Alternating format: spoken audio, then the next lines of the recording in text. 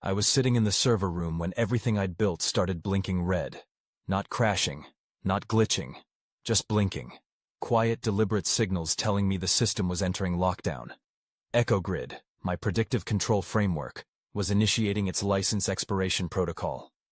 Across 3 facilities, machines were slowing. Operators were scrambling. And no one, not even Jared, the man who tried to erase me, had a clue what was happening. 3 days earlier, I had been handed my final severance packet with a forced smile and a firm handshake. They thought I would walk away, that I would accept being replaced by someone with a fresh MBA and a family connection. They didn't know I had spent years preparing for this exact betrayal. I didn't scream. I didn't fight. I simply watched the countdown begin. Because what they didn't understand, what they never understood, was that the heart of the system never lived in the code. It lived in me. And in 5 minutes, they were going to find out what happens when you try to steal a mind you never understood. They didn't fire me. They made me disappear. I wasn't pushed out of the building or escorted by security. No raised voices, no paper trail. One morning in January 2022, I simply stopped existing inside the digital corridors of the company I had helped build. My calendar was blank. My access to administrative tools had quietly vanished. My credentials had been downgraded overnight. I refreshed the dashboard twice, then a third time, convinced it was a server hiccup. But it wasn't. My name was no longer listed under leadership on the company's internal portal. The teams I led were now reporting elsewhere. The software I created had been rebranded without my knowledge. At first I felt a dull sort of nausea. Not panic, not anger, but a weightless kind of loss. Like realizing you've locked yourself out of your own house, except the locks had been changed from the inside. For 11 years, I had been the architect behind every digital system this company ran. I designed our operational backbone during the chaotic spring of 2011, when we were still a mid-sized manufacturing firm with broken processes and no disaster recovery plan. Back then, the IT department was a 3-person skeleton crew working out of a supply closet. By 2020, we had a dedicated floor, a 24-hour incident response team, and systems resilient enough to survive hurricanes, blackouts, and ransomware attempts. I had never planned to stay that long. After my divorce in 2010, I moved to Pittsburgh with nothing but a storage unit full of furniture and a bank account hovering near zero. The job was supposed to be a stopgap, something to keep my mind occupied while I figured out how to rebuild a personal life that had quietly collapsed over the span of a year. But work has a way of becoming home when everything else feels temporary. And I was good at it. Really good. Somewhere in those first few years, the servers and firewalls stopped being just machines. They became mine. Not in any legal sense, of course. But in the way a gardener knows the shape of every root beneath the soil, I knew those systems. I had shaped them with my own logic, mapped redundancies others never saw, embedded safeguards so subtle even audits missed them. And now someone else was walking through my garden, clipboard in hand, pretending they had planted the seeds. His name was Jared Hanley. He had arrived late last fall, fresh out of an elite MBA program, introduced during a quarterly meeting as a strategic consultant. I knew that language well. Strategic meant permanent. Consultant meant authority without responsibility. And I had noticed how quickly he had begun requesting access, at first to shared documentation, then to infrastructure logs, then to source code repositories. I had allowed it. Trusted the chain of command. Believed, perhaps naively, that competence would insulate me. That my record, 11 years, 0 critical failures, 4 successful platform migrations, would matter more than politics. It didn't. Jared wasn't better than me. He was better connected. In early December, I noticed something odd in the access logs. A new admin credential had been created. It was clean. Too clean. No assigned department, no ticket trail. Just a string of privileged actions. System audit, download requests, privilege escalations, all traced back to Jared's terminal. But I didn't confront anyone. Instead, I created backups. Quietly copied every major project file to an encrypted drive I kept at home. Not sabotage, just preservation. A digital trail of everything I had built. On January 17th, I showed up to work like usual. No one looked me in the eye. My morning briefing had been cancelled. Jared held a meeting in my department without inviting me. I found out later he had presented a roadmap I drafted 6 months ago as his own. The team had questions, but no one voiced them. Fear makes people quiet. That evening, I returned home and opened the safe in my closet. Inside was an old hard drive I hadn't used in years. On it was the original prototype of the operational interface I had created back in 2010. The seed code that evolved into the backbone of our manufacturing command system. Its structure was different back then, rough, unsophisticated, but unmistakably mine. Alongside it were scanned emails from the early days. Requests for help. Notes of thanks. Promises from senior leadership that anything I built would remain mine if it started before my official employment. I sat back in my chair, heart calm, mind racing. They thought they were taking control of something they understood. But they didn't. They didn't even know what they didn't know. The next morning I found a new signature in the system logs. Jared had accessed the encrypted deployment repository. He was trying to replicate the architecture without the encryption keys. And he'd just triggered a silent flag I planted months ago. A flag that told me exactly which file he tried to open, and when. It was never about control. It was about being invisible until I wasn't useful anymore. When I first joined the company in early 2011, the entire network could barely stay online for 8 hours straight. They had been hit by a low-level ransomware attack that locked them out of their inventory system for 3 days. No backups, no response plan. They lost over $200,000 in delayed shipments that week. That was the context of my first day. Paper files on desks, passwords on sticky notes, routers that hadn't been updated in a decade. I walked in with a second-hand laptop and a migraine. They handed me a laminated phone list and said good luck. That was the beginning. I didn't fix everything overnight, but I built a foundation. Redundant networks, cloud-integrated backups, secure remote access. And for a while they noticed. I got a small team. Then a floor, then a budget. By 2015, I was heading infrastructure for 3 plants and 2 distribution hubs. When a snowstorm knocked out power across western Pennsylvania in 2016, we were the only facility that stayed online. That was when they started calling me the anchor, the one who held it all together when systems were stretched thin. They never said it publicly, but I heard it whispered often enough to believe it. I didn't ask for recognition. What I needed was clarity. A job that made sense. Lines of code that produced results. Machines that did what they were told. After the chaos of my divorce, that kind of order felt like salvation. I worked weekends, nights, missed birthdays, but I didn't complain. I was building something I could rely on, even if the rest of my life had collapsed. But the signs of decay had started long before I admitted it. In the fall of 2021, Jared's name began appearing more often in meetings I wasn't invited to.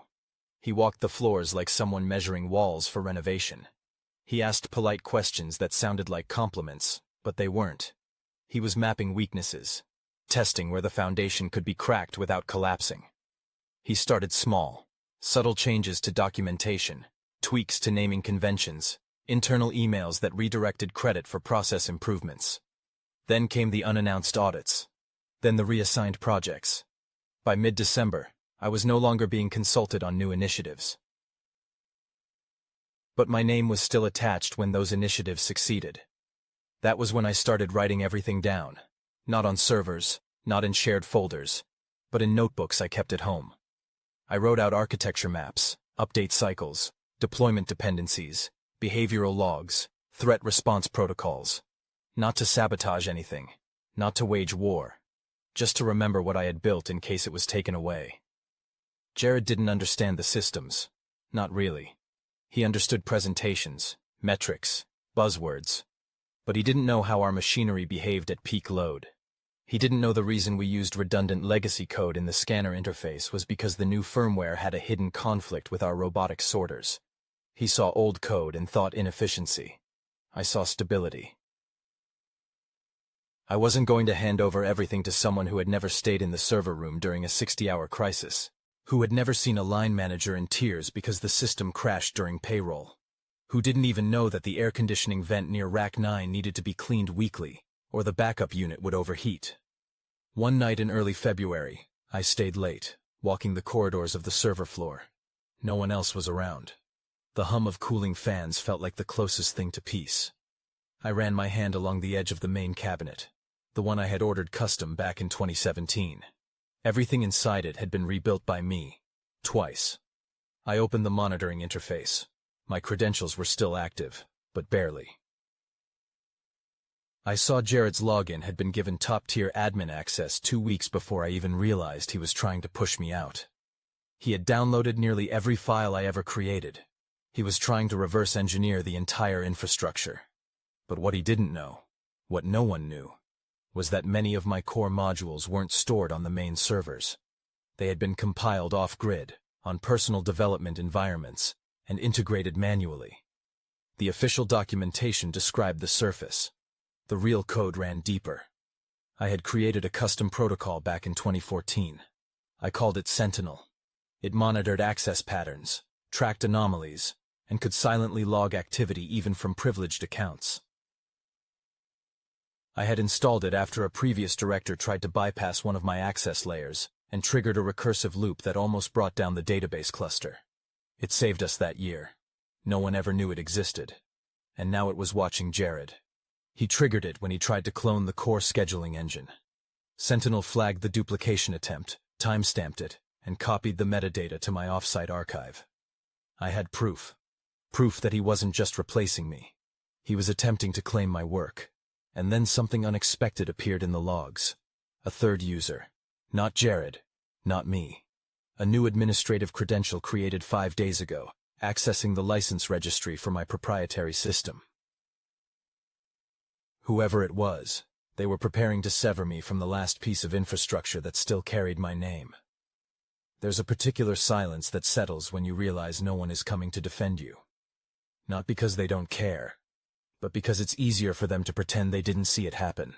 That was the silence I walked into every day during the second half of February 2022. People I had mentored, trained, laughed with over burned coffee and late-night shifts. They avoided my eyes. Their greetings grew thinner, clipped at the edges. Some stopped entirely. It wasn't personal. It was survival. Jared had moved fast. In just under 6 weeks, he had restructured 3 departments, renamed internal tools, and quietly decommissioned documentation tied to my contributions. Even my archived work reports had been replaced by new folders labeled Strategic Refactoring Phase 1. As if my years of development had been a draft he was now improving. The new admin account I had found wasn't just accessing my license registry. It was preparing export requests. Whoever it belonged to had administrative rights, but the activity patterns were clean. No IP anomalies, no unapproved timeframes. It was an internal credential, approved by someone high up. Probably the CIO. Maybe the owner himself. That's when I realized I wasn't just being erased. I was being appropriated. I had to be methodical. Rash action would only give them ammunition. Instead, I turned inward. I began compiling everything that still remained under my control. Original architecture diagrams, framework prototypes, isolated builds of the Sentinel system. I didn't store anything on corporate machines. I had a cold storage backup system at home. Encrypted drives, air-gapped machines, verified checksum chains. Not because I was paranoid, because I had seen what happened to people who trusted corporations more than themselves. I contacted a patent attorney I'd met years earlier during a cybersecurity seminar in Chicago. We hadn't spoken in a while, but he remembered me. I forwarded him my development logs, dated emails, and screenshots of pre-employment builds. He responded 2 days later. I had a viable case. Not for everything, but for key components, especially the logic kernel of the predictive maintenance interface I called EchoGrid. It wasn't mentioned in any of my employment agreements, and the oldest compiled version had a timestamp 8 months before my first paycheck. Still, legal leverage meant little without pressure. The systems were still running smoothly.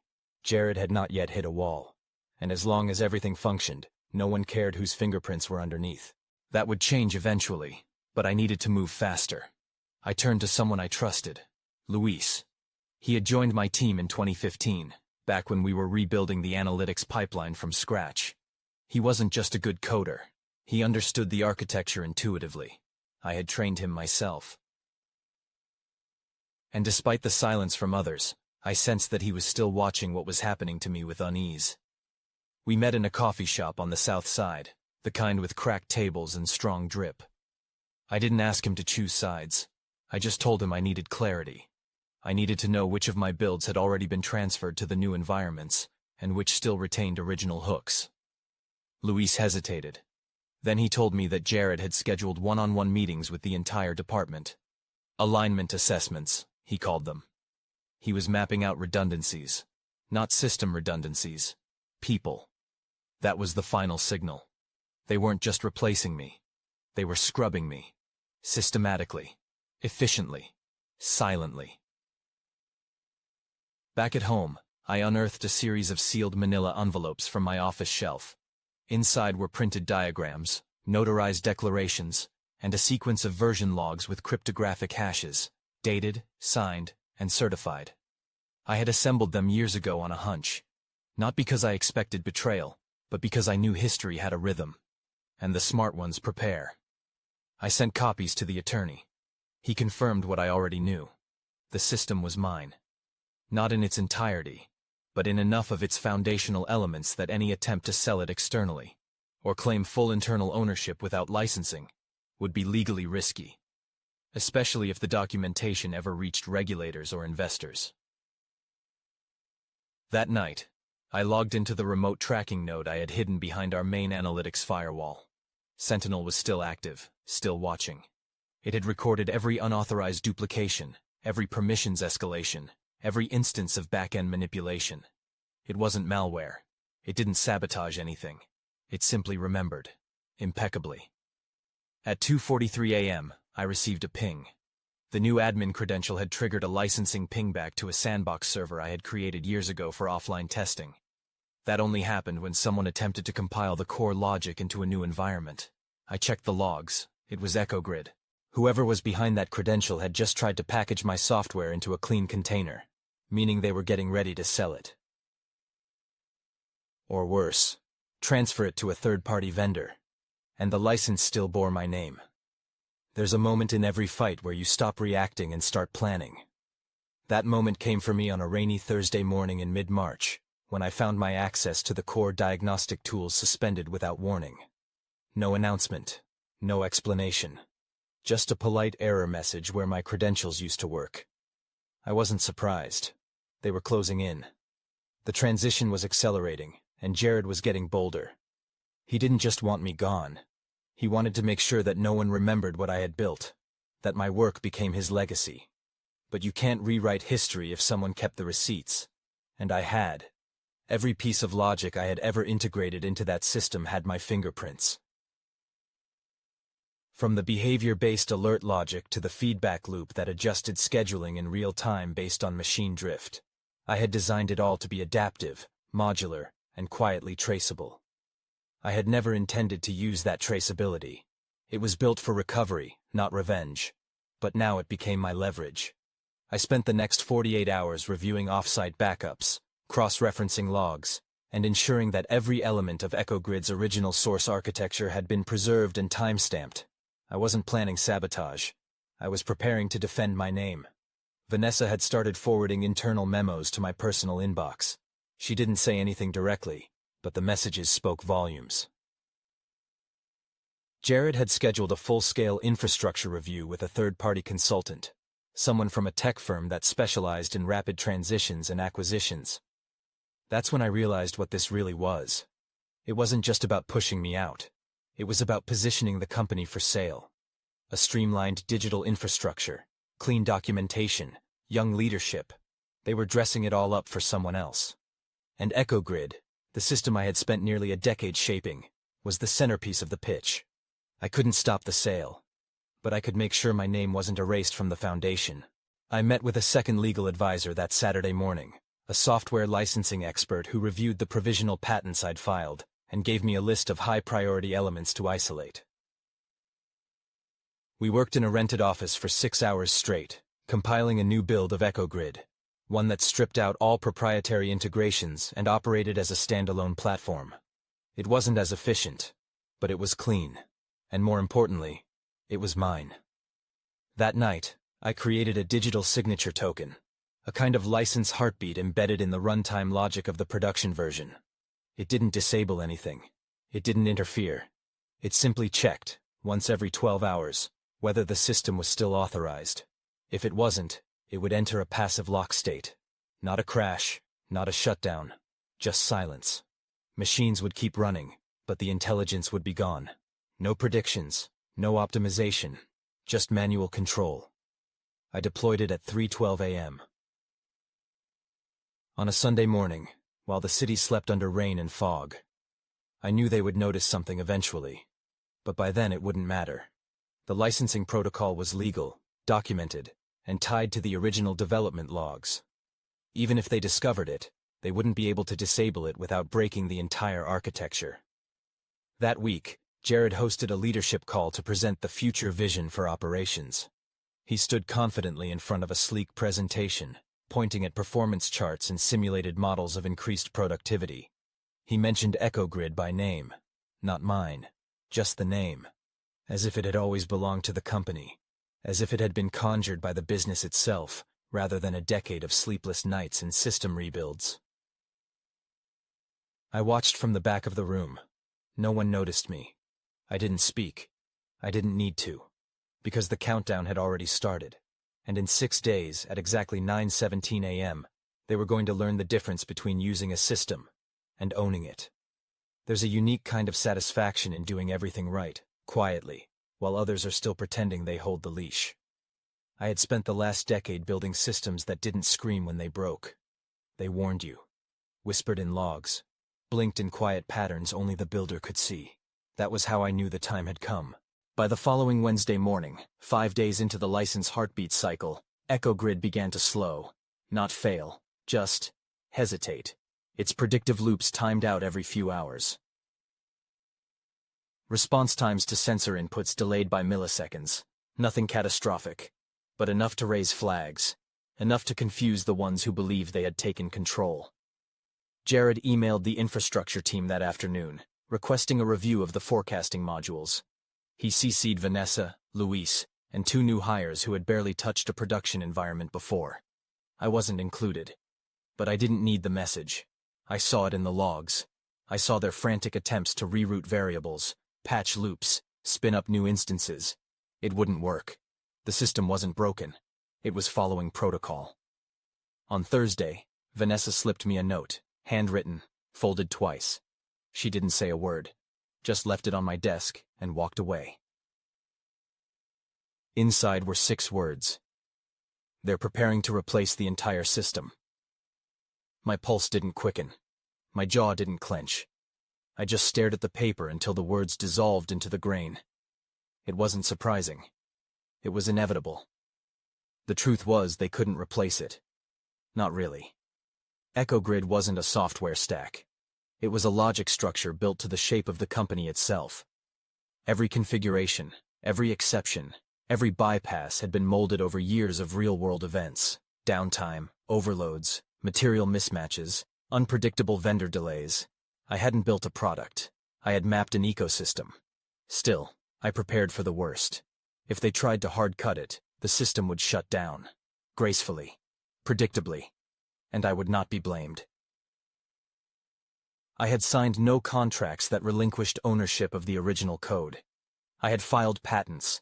I had documented access logs, licensing trails, integration timestamps. I wasn't holding them hostage. I was holding my ground. On Friday morning, I received a call from the VP of a major client, not on my work phone, on my personal number. He had questions about a sudden drop in production output and predictive optimization on one of our facilities. He didn't accuse, but he knew something was off. That meant word was spreading. Later that day, Jared called a leadership meeting.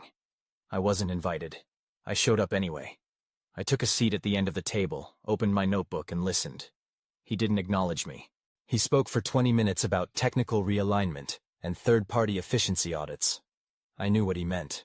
He had already reached out to a software vendor, probably someone he knew from business school. A replacement system was coming, one that would fail. because it wasn't built for our chaos. At sunset, I walked to the edge of the old rail yard behind the campus. It was a quiet place, abandoned, weeds growing through concrete. I had gone there many times during system upgrades, especially in the early years. It reminded me of what it felt like to build something from nothing. Not just code, but control, trust, stability. When I got home that evening, I opened the encrypted portal to my offsite server and uploaded the final document. It was a clean, legally binding licensing agreement, unsigned, offering continued use of EcoGrid under strict conditions, acknowledgement of authorship, a defined royalty schedule, and a non-disclosure clause about the events of my departure. I didn't send it yet, but it was ready. Then I created a system-wide signature token and injected it into the verification loop. The message wouldn't appear yet, not until the expiration window passed.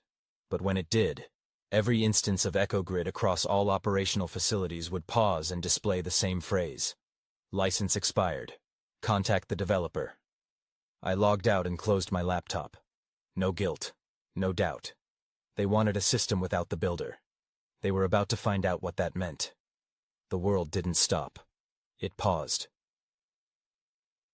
At precisely 9:17 on Monday morning, all predictive modules across the operational chain froze. Not crashed, not corrupted, just paused. Every screen, every dashboard, every node connected to EcoGrid displayed the same static message. License expired. Contact the developer. By 9:23, facility managers were calling IT.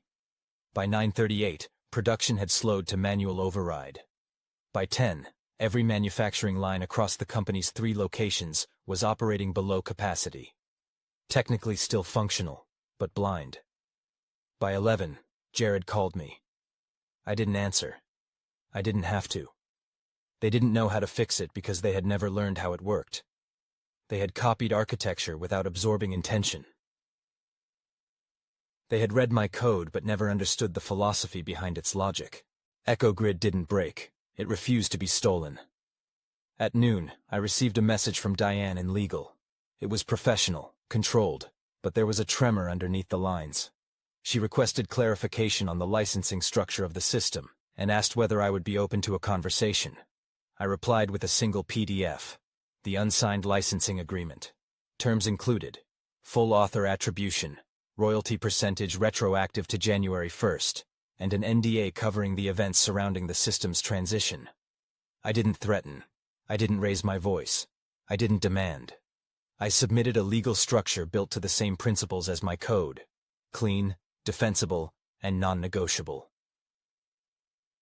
At 3:46 that afternoon, the company's general counsel signed the agreement. At 4:13, EcoGrid resumed operations. No data was lost. No damage inflicted. Only time. And trust. On Thursday, I met with representatives from a national industrial conglomerate that had been watching our developments for months. They had been quietly observing Jared's moves, tracking his optimizations, noting the system degradation. Now they wanted a conversation with me. A new role. Not an employee. A consultant. Remote first. Autonomy guaranteed. Salary double what I had made. And the freedom to choose my own team. I signed the contract that evening. By the end of April, half of my old department had joined me under new terms. Luis, Vanessa, 3 others. They weren't working for me. They were working with me. Equals. Partners. No titles. No fragile hierarchies. Just builders. Jared was quietly removed in May. No announcement. No farewell. Just a missing nameplate outside his office door. The internal story was career realignment. But everyone knew. 3 clients had threatened to pull contracts after continued system failures during his oversight period. Reputation wasn't built in slides. It was built in uptime. The former leadership remained. But something had changed. Their titles no longer held weight. Their words no longer carried urgency. They had become ornamental, symbolic. They had won the boardroom, but they had lost the system. 1 year later, I sat on the deck of a small cabin I had purchased near the edge of a quiet lake. Nothing extravagant, just wood, silence, and space. I brought my old notebooks, opened them one by one, watching how my handwriting had changed over time. From uncertainty to structure, from design to defense, from survival to freedom. That evening, I saw Preston at a restaurant downtown. He noticed me, hesitated, then walked over. He looked tired, worn down in a way that years don't explain. He said nothing at first. Then, finally, just one sentence. "You won." I looked at him, and I didn't feel the anger I thought I might. No vengeance, no triumph. Just something simpler, something deeper. It was never about winning. It was about value, about knowing what you're worth, and never letting anyone take it.